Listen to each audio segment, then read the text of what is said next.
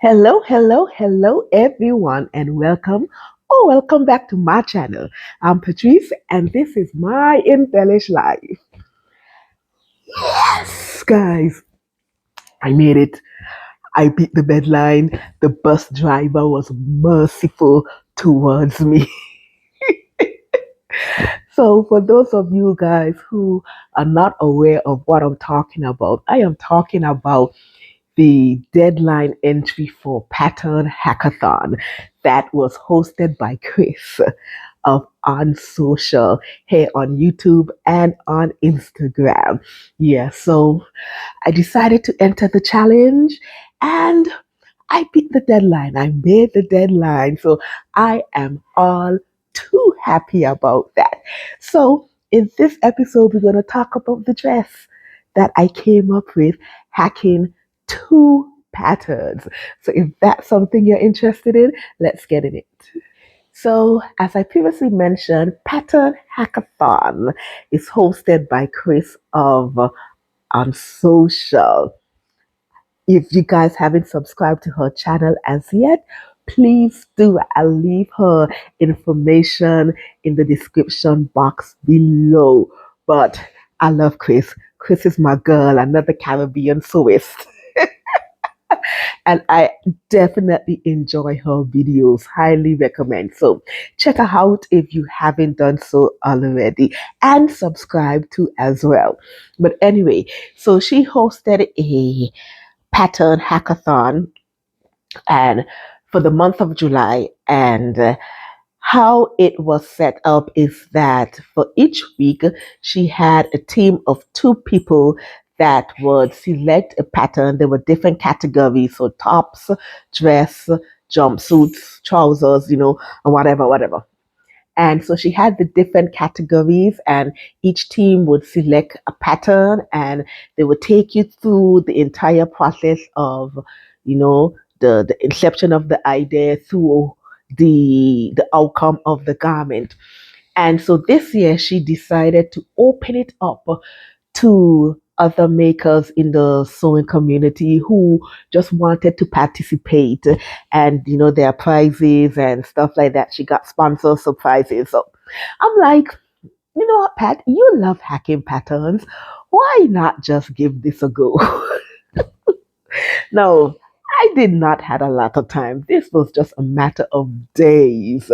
Okay, so I'm actually in the middle of doing a sew with me and I had to pause that for a cause just to do this one. So in my last video, I talked about some two ideas that I had. One was the oversized dress and the other one was a t-shirt, not a t-shirt dress, sorry, a shirt dress. And I showed you the pattern and the fabric and all of that. So check out the planning phase in my last video so that you can be caught up to speed. But we're going to talk about the pattern and the idea that I selected and the outcome and all the shenanigans in this video. So let's go. So the idea that I chose eventually was the oversized dress with the big sleeves and the gathers. I still want to do the shirt dress, and so that would be at a later date because that one I have to do it as well. I can't get it out of my head. So that one I think I'll do at a later date. I'm not sure when, maybe sometime in September, because I'm still in the middle of doing my Let's Sew With Me for the summer. I'm actually feeling those videos right about now. But anyway, focus back. So I'll pop the Pinterest inspiration for you guys to see the look that I was after. And I decided to use New Look 6621 and Macaw's 7803. Now, originally in the last video, I didn't mention the one from Macaw's, but you would hear how this one came into being in order for me to make the dress. and I'll just show you the dress and I'll pop some photos and all of that. You guys know how I do.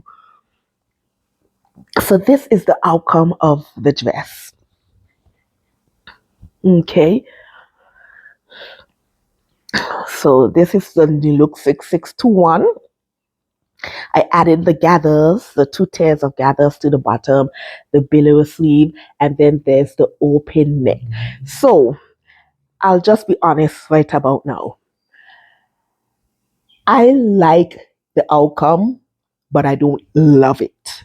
Okay, I am pleased, but I'm not 100% happy, and I'll tell you why. So let's just back up from the beginning. Okay, so the reason that I said that I'm pleased with it, but I'm not 100% happy with it, is that I encounter some shenanigans that I have to do this again because I have to make sure that this thing is executed properly. But I think that New Look 6621 might not have been the best pattern for me to choose to get that oversized effect. Now, as a shift dress, it is beautiful, but I just wanted it a bit more oversized. So I'm thinking I should have used another pattern. Um, the simplicity pattern. Is it 3001? I'll pop it up because in the last video I had the two choices of the new look and the simplicity. I think what drove me to the new look is that the simplicity one was a PDF and I just wasn't in the mood to deal with any PDF of putting them together. I'm paying for it now. I'm paying for it now. But anyway, so as a shift dress, it is beautiful. But it just didn't give me the oversized effect that I want. And that was the biggest blow to me because I actually was looking for an oversized dress. Not too oversized, but I wanted an oversized dress. So with the new look 6621, I chose view A, which was the tunic version of the top. Now, originally, I thought that I would have to lengthen the top just a bit, but I didn't have to lengthen the top. I was just able to add the gathers, the two tiers of gathers, and it was at the length that I wanted. So, yeah, there was no lengthening in the top. So, in terms of the fit, yes, for the shift dress, if I wanted a shift dress, brilliant, brilliant. If that was the look that I was after, I would have been happy.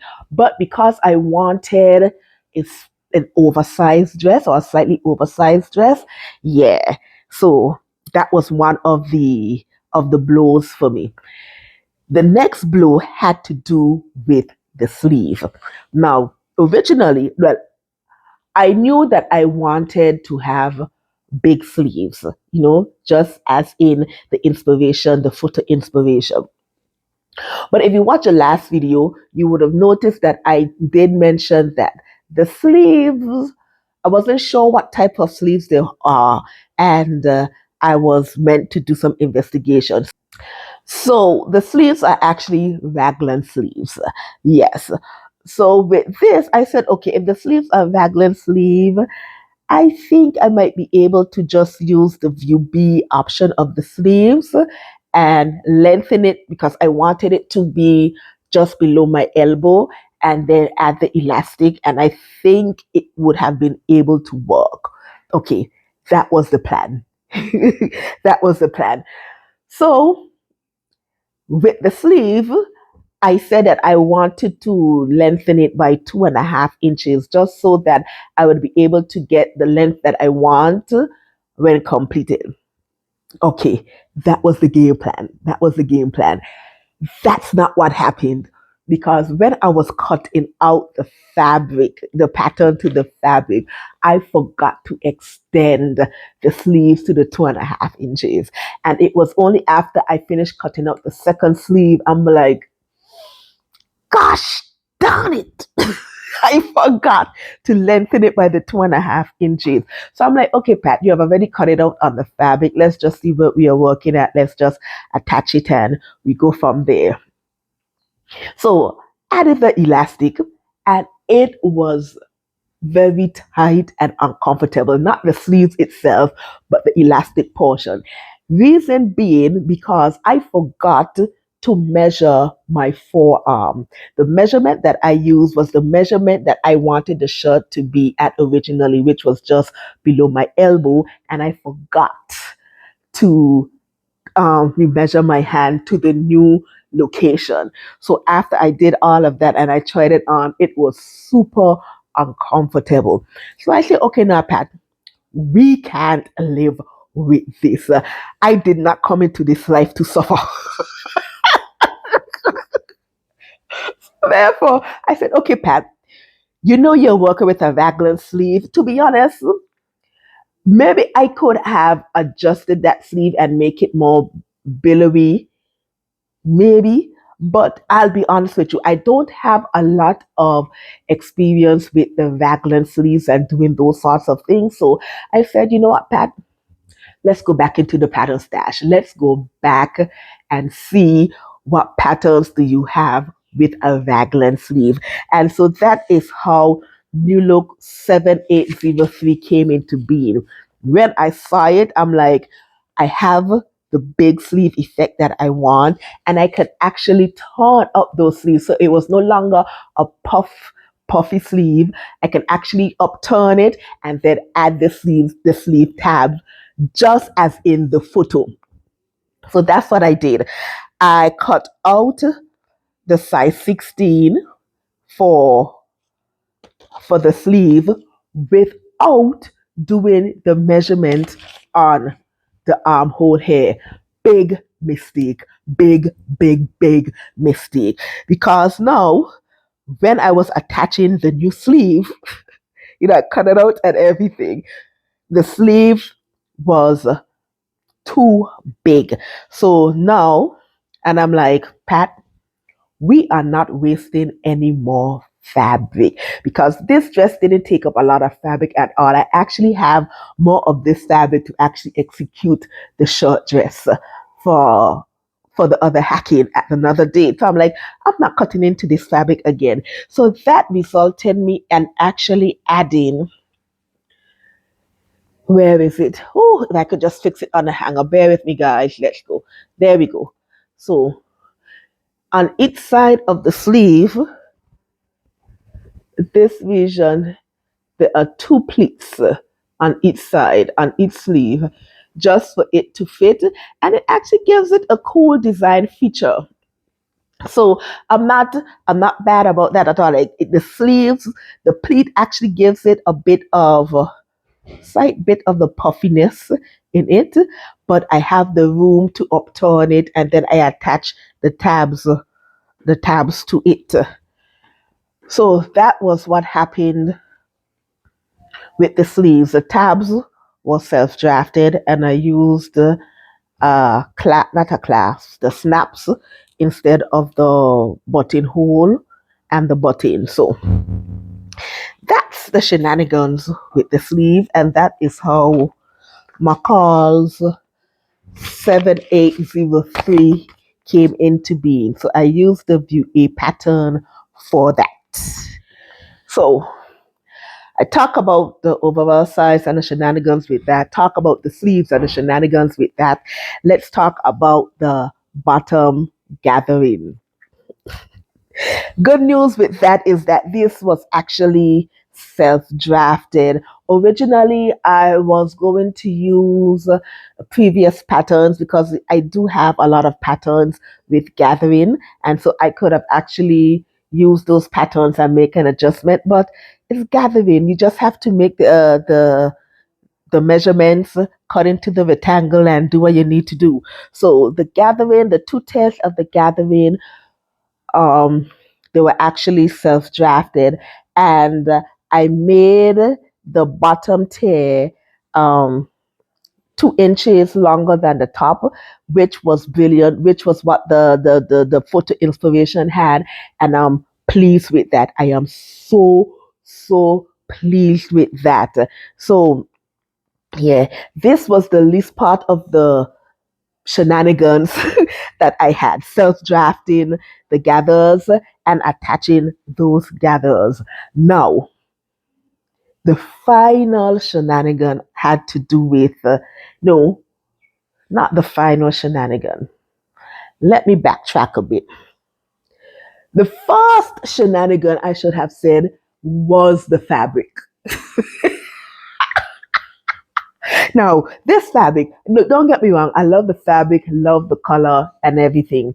This fabric was actually gifted to me, so I don't know the exact blend in it, but judging from similar fabric in my stash, it has a feeling of cotton shirting, but I also know it has a chambray blend to it as well. So it's somewhere in that area with chambray, cotton shirting blend, somewhere in that. The thing with this fabric is that it reams easily. Like if you pull a thread, you can actually see the reams. Like in the nylon stocking when it reams, this fabric does that. And when I first, because I changed my machine needle and everything, that's something that I must say that I'm very diligent with. Maybe like every two projects, or if I'm sewing an entire outfit, I usually switch out my machine needles. I don't want I try to keep my shenanigans to the minimum, but they always seem to find me. So anyway, I did change out the needle, but the needle it just keep reaming the fabric and just puncturing the thread, and I wasn't sure what was happening at the time until it hit me. Pat, let's try to use a sharp needle, not just the universal needle, but the needle that actually says sharp needle. So when I changed out that needle to a sharp needle, everything was good. Everything was good. But in the fabric, there are some reams in the fabric, and I'll just come closer to see if I can show it to you guys. Hope you guys can see it. So like in this vision, there's some reams. I mean, if you come close to me up close, you would see it. And then let's see if I could find one in the back. Here we go. In the back, see, coming down here, you can see a ream going across just right under the pleats in the back. You can actually see a beam going across there as well. So yeah, that was my first shenanigan, trying to sort out the fabric. And it suits me fine because I should have tested the fabric after I threaded up the sewing machine. Bad Pat.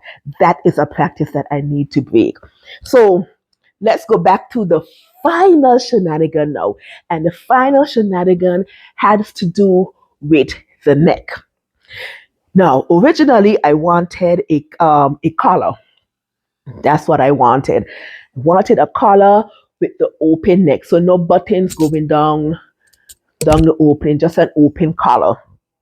And so my go-to for button-down shorts, collar, and all of that is actually New Look 6266. Now, if you've been with me for a while, you've heard me talk about this pattern over and over again. I love that pattern for my button-down shorts. So I said, okay, let me go into my stash for that pattern. Found the pattern, and this time, because I learned my lesson from the sleeves, I actually measured around the neck to determine which size that I would have used in the New Look 6266. So even though this was a size 16, in New Look 6266, though, I usually use a size 16 for the top, but for this, when I finished the measurement, it actually put me to use a size 18 for the New Look 6266. I'm like, cool. you know, because the pattern actually goes up to an 18 if I'm not mistaken. Yeah, it goes up to an 18. So I'm like, okay, went for the pattern, the collar and the collar stand pattern piece is missing. Oh, I cried. I cried because I'm like, where, oh, where are my pattern pieces? And this is the second pattern that this has happened to. But thinking back, I remembered when I was preparing to do my last video talking about the sewing plans. I remembered when some pattern pieces fell out of an envelope, and I'm thinking that it was actually the two pieces from New Look 6266, and I actually put it in the wrong pattern envelope. The question is, which pattern envelope? Which pattern envelope? I don't know. So I'm like, Pat, do I really want to go through a set of patterns to find these two pattern pieces? Or do I just want to buy the pattern again? And this is why I'm loving PDF pattern more and more, because when stuff like this happen, I could just print it out. The dilemma is it is no longer available on Simplicity. It is not on XD. It is not on eBay. And can I self draft a pattern, a color and a color stand pattern? Well, yeah, but it's the principle of it. My pattern pieces, all of them need to be in my pattern. So my last option is to go and visit my local fabric store because that's where I bought it, and I hoping that she has some sort in the storeroom somewhere. And if she does, I'm buying all of them. I'm just buying them.